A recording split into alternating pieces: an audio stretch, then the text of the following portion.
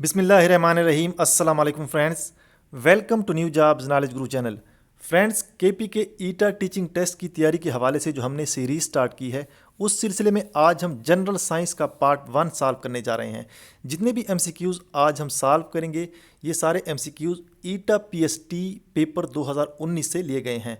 दोस्तों, आगे बढ़ने से पहले एक दो इम्पॉर्टेंट चीज़ें आपके साथ शेयर करता हूँ। ये हमारे चैनल की प्लेलिस्ट है, ठीक है। हमारे चैनल पर आप जाएंगे और वहाँ पे प्लेलिस्ट ओपन करेंगे तो आपको डिफरेंट प्लेलिस्ट नज़र आएंगी, ठीक है। उसमें अंदर वीडियोस पड़ी हैं, किसी में 5, किसी में 10, किसी में कितनी, ठीक है। तो आपने सबसे ऊपर जो प्लेलिस्ट आपको नज़र आ रही है, ये है केपी के ईटा टीचिंग टेस्ट की प्लेलिस्ट। इसमें आपको तमाम पास पेपर ईटा की तरफ से जो टीचिंग के लिए लिए गए, ठीक है, केपी के में जो लिए गए थे वो मिलेंगे, ठीक है। वो आप देख सकते हैं और जो वीडियोस हम बनाते जा रहे हैं वो भी हम इसमें ऐड करते जा रहे हैं, ठीक है। तो ये पूरी सीरीज़ होगी, ठीक है, आपकी मुकम्मल तैयारी होगी इससे। नीचे आपको एक और प्लेलिस्ट नज़र आ रही है, ईटा की जूनियर क्लर्क की प्लेलिस्ट। इसमें जो बाकी डिपार्टमेंट्स में ईटा ने टेस्ट लिए हैं वो भी आप देख सकते हैं, ठीक है। दूसरे टीचिंग के अलावा जो दूसरे डिपार्टमेंट है तो वो भी आपको हेल्पफुल साबित होंगे। इसके बाद ये हमारी वेबसाइट है, ठीक है, govtparkjobs.com। इस पर भी आप जा सकते हैं, गूगल से आप सर्च करेंगे इसे, ठीक है, govtparkjobs.com। इस पे हम डेली बेस पे लेटेस्ट जॉब्स अपलोड करते हैं और उसके अलावा इंपॉर्टेंट एमसीक्यूज़ और पास पेपर भी आपको यहाँ पे मिलेंगे। तो चलिए स्टार्ट करते हैं आज की इस वीडियो को। जो साइंस के एमसीक्यूज़ हैं पीएसटी 2019 के पेपर की, जो ईटा की तरफ से लिया गया था। तो सबसे पहला एमसीक्यू है, 7 नंबर है यहाँ पे के पेपर में। Dental amalgam is an example of solution. Dental amalgam किस चीज़ का सॉल्यूशन होता है, एग्जाम्पल किस चीज़ की है, तो ये है लिक्विड इन सॉलिड सॉल्यूशन, ठीक है, ये एग्जाम्पल है, ठीक है। और डेंटल अमलगम क्या होता है, ये मरकरी का सॉल्यूशन होता है। मरकरी का सॉल्यूशन या टिन के साथ या कापर के साथ या सिल्वर के साथ, ठीक है। तो ये लिक्विड इन सॉलिड की एग्जाम्पल है। इसके बाद है work done will be zero when the angle between the force and displacement is. Work क्या होता है, वर्क होता है फोर्स इंटू डिस्टेंस या फोर्स इंटू डिस्प्लेसमेंट, ठीक है। अगर इनके दरमियान एंगल 90 हो तो वर्क ज़ीरो होगा, अगर एंगल ज़ीरो होगा तो वर्क मैक्सिमम होगा, ठीक है। और इसके बीच में अगर होगा तो वर्क इन दोनों के बीच में होगा, ठीक है। तो ज़ीरो पे मैक्सिमम होगा। ये भी पूछा जा सकता है सवाल कि अगर मैक्सिमम वर्क कब होगा तो आपने ज़ीरो एंगल बताना है, ठीक है। इसके अलावा अगर आपके पास ये वर्क का फार्मूला भी आपको पता होना चाहिए, ठीक है। ये जो फार्मूला है वर्क एफ इंटू डी, एक चीज़ अगर अननोन है और आपको दो चीज़ें गिवन है तो आपने तीसरी चीज़ कैसे मालूम करनी है, ये वर्क, ये फोर्स, ये डिस्टेंस या डिस्प्लेसमेंट, ठीक है। और उसका यूनिट जॉल होता है, ठीक है। इसके बाद है chemically antibodies are. Antibodies chemically क्या होते हैं, तो केमिकल नेचर है उनका, ये प्रोटीन्स होती हैं, ठीक है, एंटीबॉडीज़। नेक्स्ट है hydrogen bond does not exist in. Hydrogen bond क्या होता है, जिन्होंने केमिस्ट्री पढ़ी है मैट्रिक में उनको पता होगा और आर्ट्स वाले स्टूडेंट को इसका पता नहीं होगा। तो हाइड्रोजन बॉन्ड जो है वो एग्जिस्ट नहीं करता HCl में। इन तीनों में हाइड्रोजन बॉन्ड है, ठीक है, इसमें एग्जिस्ट नहीं करता, ठीक है। तो HCl में आयनिक बॉन्ड होता है, ठीक है, तो ये HCl इसका आंसर। नेक्स्ट है if the length of a simple pendulum is made 4 times what will be it's time period. कितना उसका टाइम पीरियड बढ़ेगा या कम होगा। तो टाइम पीरियड जो है उसका फार्मूला मैं आपको बता देता हूँ, ठीक है। लेंथ कहते हैं लंबाई को और टाइम पीरियड जो है वो भी एक क्वांटिटी है, जिन्होंने साइंस पढ़ी उनको पता होगा, ठीक है। ये है टाइम पीरियड का फार्मूला, ठीक है। टी सिंपल पेंडुलम का 2 पाई √L/G, ठीक है। ये भी फार्मूला याद रख लें, हो सकता है इसमें से आप सवाल आ जाए और ये दो L और G गिवन हो। G की वैल्यू 9.8 मीटर पर सेकंड स्क्वायर होती है, ठीक है, कांस्टेंट होता है। तो इसमें L देखें √है और T है डायरेक्टली प्रोपोर्शन टू √L, ठीक है। तो ये कोई इस तरह बन जाएगा, ठीक है, T is proportional to √L। तो अगर ये 4 होगा तो T का आंसर 2 आ जाएगा, ठीक है। अगर ये 4 होगा तो T का आंसर 2 आ जाएगा, इसका मतलब 2 टाइम बढ़ेगा। देखें, if the simple pendulum is length is made 4 times, ठीक है। मैंने फार्मूला लिखा था टाइम पीरियड का, ये टाइम पीरियड का है। अगर लेंथ 4 टाइम होगी तो टाइम पीरियड 2 टाइम होगा, ठीक है। तो इसमें क्या आंसर आ जाएगा, डबल, ऑप्शन नंबर सी आ जाएगा, ठीक है। टाइम पीरियड 2 गुना पड़ेगा अगर लेंथ को 4 गुना बढ़ाया जाएगा, ठीक है। तो ये भी पूछा जा सकता है कि 9 गुना अगर बढ़ाते हैं तो कितने गुना बढ़ेगा, ठीक है, तो 3 गुना होगा, ठीक है। तो आपने सिर्फ कंसेप्ट को समझना है, रट्टा नहीं मारना, ठीक है। इस फार्मूला आपने याद करना है। जो भी फार्मूले हैं छोटे मोटे जो फिज़िक्स वगैरह में, वो केमिस्ट्री में, ये आपने याद रखने हैं, ठीक है तो काफ़ी मुश्किल आर्ट्स वालों के लिए, लेकिन फिर भी PhD का ये या जो भी टेस्ट हैं वो आप इसके बगैर पास नहीं कर सकते। इसके बाद है cell eating phenomena is called. इसको क्या कहते हैं, फेगोसाइटोसिस, सेल ईटिंग फिनोमेना, ठीक है, ऑप्शन बी ठीक है। इसके बाद है the largest gland in the human body. Gland कहते हैं गदूद को, सबसे बड़ा जो गदूद या ग्लैंड है वो कौन सा है, वो लिवर है। ये काफ़ी फेमस क्वेश्चन है, बार बार रिपीट होता है। इसके बाद है which one of the following scientist is called Aristotle of the Muslim world. Aristotle कहते हैं अरस्तु जो कहते हैं। मुसलमान दुनिया का अरस्तु किसे कहा जाता है, तो ये है इब्न सीना, ऑप्शन नंबर सी। इसके बाद है least count of vernier caliper is, ये है 0.1 मिलीमीटर। ये सेंटीमीटर भी पूछा जा सकता है, अगर सेंटीमीटर में पूछा जाएगा तो होगा ये 0.01 सेंटीमीटर, ठीक है। सेंटीमीटर बड़ा यूनिट है। मिलीमीटर में 0.1 मिलीमीटर और सेंटीमीटर में 0.01 सेंटीमीटर। ये काफ़ी मशहूर क्वेश्चन है, हर पेपर में ये रिपीट होता है। इसके बाद है the most abundant compound present in the cell, ठीक है। तो ये अबंडेंट कंपाउंड क्या है, सेल के अंदर वाटर, पानी सबसे ज़्यादा होता है, 70% वाटर होता है सेल में, ठीक है। नेक्स्ट क्वेश्चन जाने बढ़ते हैं। The slope of velocity time graph is shows. तो slope of velocity time graph, slope इसे कहते हैं, ठीक है। ये स्लोप होता है, ठीक है। एक साइड पे वेलोसिटी और इस साइड पे टाइम, तो ये क्या बन जाता है, वेलोसिटी बाई टाइम जो होता है डेल्टा वी और डेल्टा टी, इसको एक्सेलरेशन बोलते हैं, ठीक है। ये ऑप्शन सी करेक्ट हो जाएगा। इसके अलावा अगर पूछा जाएगा the slope of distance time, यहाँ अगर डिस्टेंस है और यहाँ टाइम है, डिस्टेंस टाइम या डिस्प्लेसमेंट टाइम, डिस्टेंस और डिस्प्लेसमेंट एक चीज़ है। Slope of distance time is called speed, और अगर डिस्प्लेसमेंट टाइम होगा तो उसे वेलोसिटी कहते हैं। वेलोसिटी या स्पीड एक चीज़ होती है, ठीक है। अगर डिस्टेंस टाइम होगा तो उसे वेलोसिटी या स्पीड बोलेंगे, लेकिन यहाँ पे वेलोसिटी टाइम है तो इसको एक्सेलरेशन बोलते हैं, ऑप्शन सी। फिजिक्स का ये क्वेश्चन है।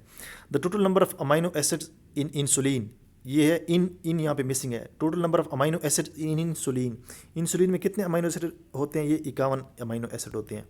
इसके बाद the ratio of diffusion of gases depends upon their, chemistry का क्वेश्चन है। ये किस चीज़ पे डिपेंड करता है, मॉलिक्यूलर मास पे भी डिपेंड करता है, टेम्परेचर पे भी और इंटरमॉलिक्यूलर फोर्सेस पे भी, तो ऑल ऑफ द अबव।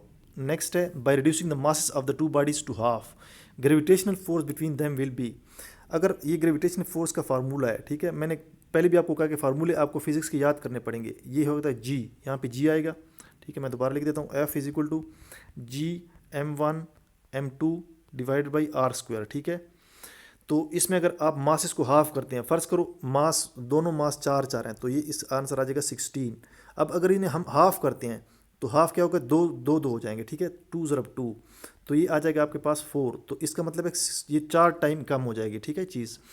तो ये हो जाएगा बाय रिड्यूसिंग मास, अगर मास को आप हाफ करेंगे तो फोर्स कितने गुना कम होगी, 1/4। 1/4 का मतलब है कि 1/4 या 4 गुना कम हो जाएगी, ठीक है। इसके अलावा ये भी पूछा जा सकता है, आर स्क्वायर और नीचे आर स्क्वायर है, कि अगर डिस्टेंस को हम कम करते हैं, ठीक है, हाफ करते हैं तो फोर्स कितनी बढ़ जाएगी, क्योंकि इन्वर्स रिलेशन है, डिस्टेंस कम करेंगे तो फोर्स बढ़ेगी, डिस्टेंस को हाफ करेंगे तो फोर्स जो कि 4 टाइम बढ़ेगी, ठीक है। अगर आप डिस्टेंस को बढ़ाएंगे 2 टाइम तो फोर्स 4 गुना कम हो जाएगी। मैं इसलिए बता रहा हूँ कि इस किस्म के क्वेश्चन भी आ सकते हैं। आपने हर किस्म के क्वेश्चन या हर किस्म की जो टेक्निक्स है वो सीखनी है, सिर्फ आपने कंसेप्ट बनाना है, ठीक है, रट्टा नहीं मारना। इसके बाद cholesterol is representative example of, cholesterol किस चीज़ की एग्जांपल है, ये स्टेरॉइड्स की, ठीक है। कोलेस्ट्रॉल या स्टेरॉइड एक चीज़ होती है, ठीक है। नेक्स्ट क्वेश्चन पे चलते हैं। 62 the shape of ammonia molecule, ammonia molecule का जो शेप है ये ट्राइगोनल पैरामिडल होता है, ये दोनों इसे कहते हैं ट्राइगोनल पैरामिडल। लेकिन अब इसमें एक ऑप्शन ठीक लेंगे तो इसको हम ट्राइगोनल कंसीडर करेंगे। वैसे इसकी शेप जो होती है केमिस्ट्री की जो बुक में है 9th या 10th की, उसमें लिखा है ट्राइगोनल पैरामिडल, तो हम ट्राइगोनल चूँकि बेसिकली ट्राइगोनल होती है तो इसको हम बी को ठीक करेंगे। वैसे पैरामिडल भी होती है, दोनों ही होती हैं इसकी, तो ये हो जाएगा ऑप्शन बी ठीक। नेक्स्ट है the boiling point of water at normal temperature is, तो टेम्परेचर सिर्फ सेंटीग्रेड में मेजर नहीं किया जा सकता, इसके 3 स्केल होते हैं, फ़ारेनहाइट भी होता है और केल्विन भी होता है। ये तीनों आपको आने चाहिए कि इन पे बॉइलिंग पॉइंट और जो फ्रीजिंग पॉइंट है ये कितने हैं वाटर के। सेंटीग्रेड में तो आपको पता है कि 0 पे जो है पानी जमता है या फ्रीज होता है और 100 पे बॉयल करता है। जो फ़ारेनहाइट है इस पे 212 पे पानी बॉयल करता है, ठीक है, ये 100 डिग्री सेंटीग्रेड के बराबर होता है। और 32 फ़ारेनहाइट जो है ये 0 डिग्री सेंटीग्रेड के बराबर होता है, इस पे पानी फ्रीज होता है, ठीक है, ये भी आपको पता होना चाहिए। इसके अलावा केल्विन स्केल होता है, उसमें 273 जो है ये 0 सेंटीग्रेड के बराबर होता है फ्रीजिंग पॉइंट, और 373 जो है ये बॉइलिंग पॉइंट के बराबर होता है 100, ठीक है। ये भी आपको आनी चाहिए चीज़ें। इसके बाद lipid is the important compound of, lipid किस चीज़ का इंपॉर्टेंट कंपाउंड है, ये है सेल मेम्ब्रेन का, ऑप्शन नंबर डी ठीक है। सेल मेम्ब्रेन का इंपॉर्टेंट पार्ट है लिपिड, ठीक है। अगर ये क्वेश्चन पूछा जाता कि cellulose is important part of, तो सेलुलोज जो है वो सेल वॉल का इंपॉर्टेंट पार्ट है, ठीक है। सेलुलोज सेल वॉल का इंपॉर्टेंट पार्ट है और सेल मेम्ब्रेन जो है ये लिपिड से बना होता है, ठीक है। एक चीज़ मेरे ख्याल में एनिमल या प्लांट सेल में से एक चीज़ ये सेल वॉल मिसिंग होता है। आई थिंक ये एनिमल सेल में सेल वॉल नहीं होता, सिर्फ सेल मेम्ब्रेन होती है, लेकिन कन्फर्म नहीं है, ये भी आप कन्फर्म कर ले, ये क्वेश्चन भी आ सकता है। इसके बाद है which of the following is not an oxidising agent. Oxidising और रिड्यूसिंग एजेंट खुद एक बहुत बड़ा टॉपिक है केमिस्ट्री में, तो जिनको पता है, जिन्होंने साइंस पढ़ी है, उनको तो पता होगा, लेकिन अब समझाने में काफ़ी टाइम लगेगा। लेकिन मैं सिंपली बताता हूँ कि जो चीज़, जिस चीज़ पे पॉजिटिव चार्ज होता है वो होता है रिड्यूसिंग एजेंट, ठीक है, और जो जिस पे नेगेटिव चार्ज होता है जैसे क्लोरीन, ये है ऑक्सीडाइजिंग एजेंट। तो इसमें रिड्यूसिंग एजेंट जो है सोडियम है, बाकी सारे ऑक्सीडाइजिंग एजेंट हैं। क्लोरीन ऑक्सीडाइजिंग है, नाइट्रिक एसिड ऑक्सीडाइजिंग है, नाइट्रोजन भी ऑक्सीडाइजिंग है। तो इसमें जो रिड्यूसिंग एजेंट है, ठीक है, ये है यहाँ पे ऑप्शन नंबर सी सोडियम, ठीक है, सोडियम राइट आंसर है, क्योंकि ये रिड्यूसिंग एजेंट है, बाकी ऑक्सीडाइजिंग एजेंट है, ठीक है।